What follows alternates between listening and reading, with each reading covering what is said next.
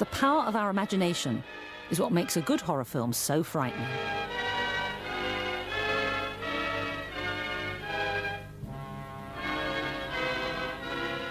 It isn't necessarily what's up on the screen that really gets our pulses racing. It's what we think is on the screen. It seems that the less we see, the more we imagine. And filmmakers have learnt that there's nothing more vivid than the pictures we can generate inside our head.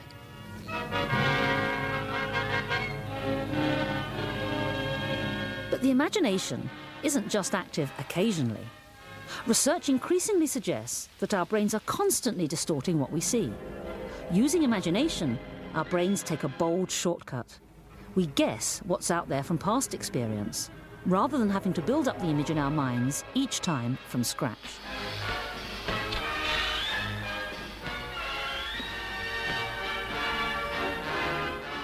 Every moment we open our eyes, our brains are filling in a vast amount of additional information. The brain doesn't just allow us to see what's out there, it actually invents much of it. And over the last few decades, neuroscientists have slowly begun to understand how we can create this highly personal inner world.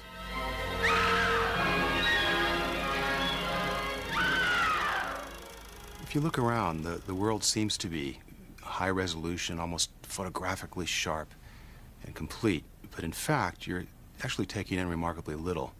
A lot of what you see or you think you're seeing, you're actually filling in from memory. You're actually completing from information that's been stored from previous times, previous experiences with the world. How the brain does this has baffled scientists for decades. But in recent years, an extraordinary theory has emerged. Anatomical studies have revealed that the visual brain relies as much on information coming from our memories as from our eyes. We are using our knowledge of everything we've ever seen in the past to imagine what is actually out there. One of the most remarkable facts about the brain is that of the 32 known visual areas, virtually all of them that send a connection to another area receive a connection backwards from that area. And those backwards connections are of comparable size to the forward one. So there's enormous amount of information flowing backwards. The discovery of these pathways has completely revolutionized our understanding of the visual brain. We can no longer think of vision as a one-way street, with information flooding in from the outside world. Instead, it seems to be a two-way street, with massive amounts of stored information flowing backwards from deep inside the brain. So that's a two-edged sword. On the one hand, it makes it easier. You don't have to register every little thing that's out there. But on the other hand, it's dangerous. You can see things, quote-unquote see, that aren't really there.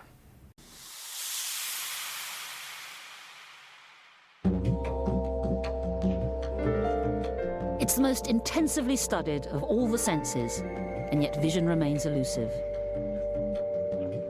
But one by one, we're uncovering all the ingenious strategies and shortcuts our brain uses to tackle the awesome challenge of seeing. Everything we're learning takes us further and further from the simple idea that we just open our eyes and see what's there.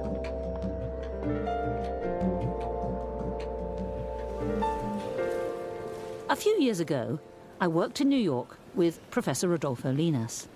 He's always liked making provocative claims, and now he's convinced it's time for a revolution in how we think of vision. It sounds extraordinary, but for him, seeing is just another form of dreaming. If you consider what happens when you dream, you find that amazingly, you actually do feel pain, and you do feel surprise, and you see things and you hear things, and the people that you know talk to you in the proper language with the proper intonation.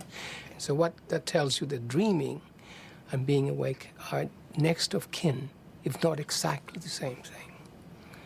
Now, if this were to be the case, and this is a hypothesis, then we would begin to really understand what the brain is about, because the brain is about making images.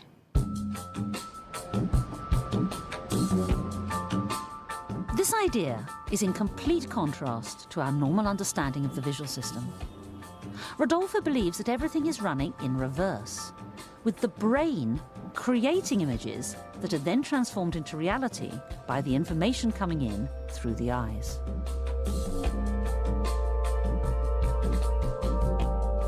Basically, the brain is a dreaming machine. It is the brain that generates reality, secretes reality, so to speak. The reality is modulated, it's limited by the senses. We need to see, we need to perceive, we need to dream actively, because this is the only way that we can take this huge universe and put it inside a very tiny head. We fold it, we make an image, and then we project it out. That's what we do.